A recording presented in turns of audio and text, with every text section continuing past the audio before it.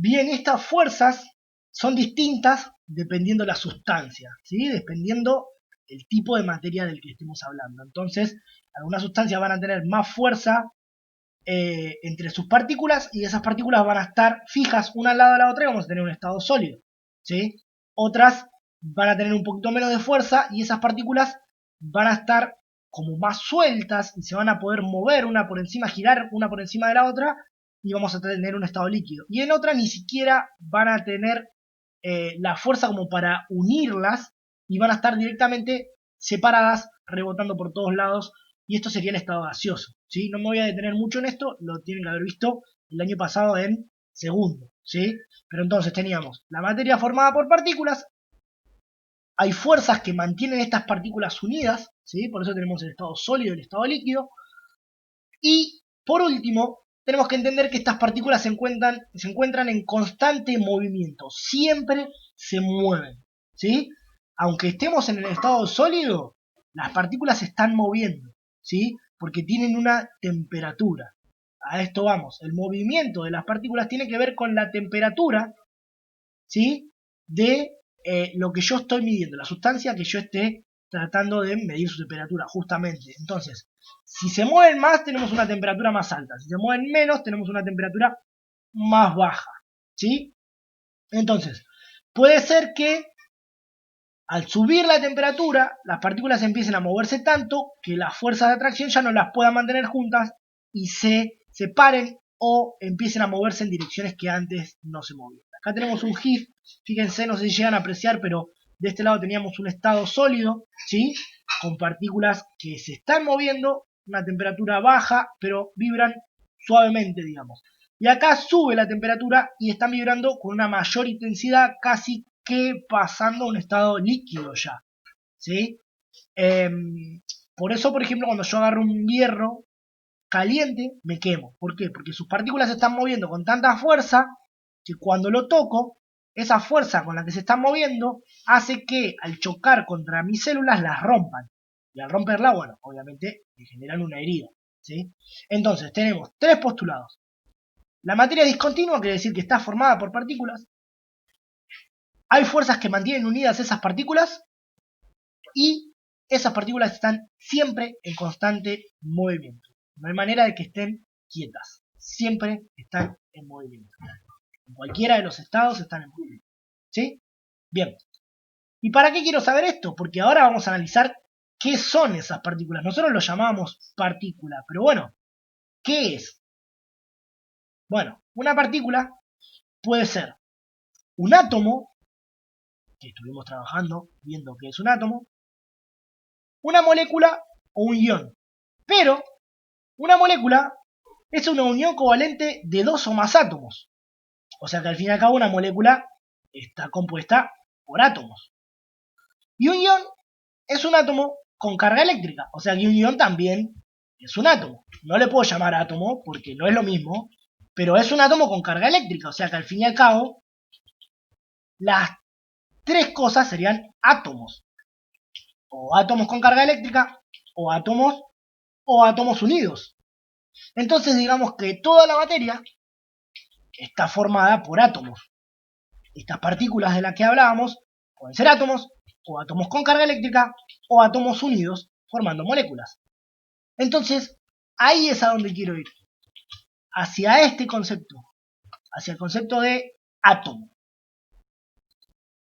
Que es un poquito complejo de definir y viene de la mano de la definición de elemento. Porque átomo es la parte más pequeña que se puede tener de un determinado elemento.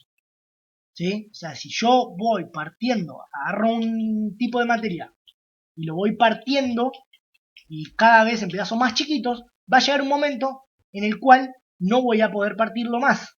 Ese pedazo más pequeño que puedo tener de un determinado elemento es un átomo. Y un elemento es una sustancia formada por un solo tipo de átomo. Por eso le digo que va de la mano la definición de uno con la definición del otro. ¿Sí? Hay sustancias que están formadas por un solo tipo de átomo y esos serían elementos, pero hay sustancias que están formadas por varios tipos de átomos, ¿sí? Como por ejemplo el agua, que está formada por dos átomos de hidrógeno y un átomo de oxígeno. Eso sería una sustancia compuesta. Entonces, un átomo es la parte más pequeña que puedo tener de un elemento, y un elemento es una sustancia formada por un solo tipo de átomo. ¿Sí? Puede haber sustancias que estén formadas por varios tipos de átomos, como el agua, como el dióxido de carbono, del que hablábamos al principio, ¿sí? Son dos átomos de oxígeno, cualquier cosa acá, dos átomos de oxígeno y un átomo de carbono, ¿sí? Bastante complicado de escribir con el mouse. Pero bueno, redondeando, la idea es que el átomo es la parte más pequeña que yo puedo tener de materia que mantenga las propiedades de un elemento. ¿Puedo romper un átomo en partes más chiquitas? Sí, pero ya no va a tener las propiedades de un elemento. Ya va a ser partículas subatómicas, como protones, electrones, o hay cosas más chicas todavía, pero no va a tener ya las propiedades de un elemento, ¿sí? Y los elementos, bueno, hoy en día sabemos que son 118 diferentes. En la antigüedad los griegos pensaban que eran 4, agua, tierra, fuego y aire, que esos 4 elementos se combinaban en distintas proporciones y formaban todas las cosas, todas las distintas sustancias que hay en el universo. Bueno, con la idea de que había ciertos elementos que se combinaban y formaban todas las sustancias del universo, estaban acertados, ¿no? Pero no que eran 4, son muchas más. Son las que tenemos organizadas en la tabla periódica de los elementos, ¿sí? Ya les digo, vayan consiguiéndose una tabla periódica porque a partir de ahora las cosas que vamos a ir trabajando van a necesitar una tabla periódica, ¿sí? Lo pueden, si tienen una vieja, buenísimo, usan esa, no hay ningún problema. Si no pueden comprar, o si no pueden comprar una, pueden bajarla por internet, pueden bajar una imagen como esta. Si quieren, yo les voy a dejar ahora en el Classroom y por los otros medios, les voy a dejar alguna tabla periódica básica, aunque sea, para que la tengan en digital, pero cualquiera de ustedes puede entrar y bajar. Hay muchísimas distintas y hay aplicaciones que son tablas también. Si van al Google Store, van a encontrar distintas aplicaciones que son tabla periódica y tienen mucha información sobre cada uno de los distintos tipos de átomos. Entonces la tabla periódica organiza, dependiendo de las propiedades que tienen cada uno de los átomos, los organiza de esta manera, ¿sí? Luego vamos a ir profundizando por qué están organizados de esta manera. Pero acá tenemos organizado todos los tipos de átomos, ¿sí? Que son la parte más pequeña que yo puedo tener de un elemento. Y esos elementos se van a combinar para formar todas las sustancias que hay en el universo. Entonces, 118 elementos que conocemos son los elementos que hasta ahora sabemos que existen y son los que se combinan para formar cualquier sustancia que tengamos, ¿sí? Bien, esperen que me adelanté, ese meme no se los quería mostrar todavía, pero bueno, igual ya íbamos a esa diapositiva. Bien, ¿por qué? Porque a lo largo de la historia nuestra comprensión sobre el átomo fue cambiando. Esto fue sobre lo que hicieron en el último trabajo, ¿no? Sobre la historia del modelo atómico. Antes de Thomson teníamos el primero que planteó la idea fue Demócrito, pero fue 400 años antes de Cristo y nadie, digamos, siguió esa corriente, ¿no? Fue el primero que dijo, no, la materia no es continua, sino que está formada por pequeñas partículas. Luego Dalton en 1807 fue el primero que demostró científicamente, ¿sí? Porque Demócrito simplemente lo había dicho, ¿sí? Era un filósofo, lo había pensado y con su pensamiento dijo, bueno, la materia tiene que ser así. Bueno, Dalton lo demostró científicamente, ¿sí? Con mediciones, con cálculos, demostró que tenía que haber ciertas partículas que componían la materia, ¿sí?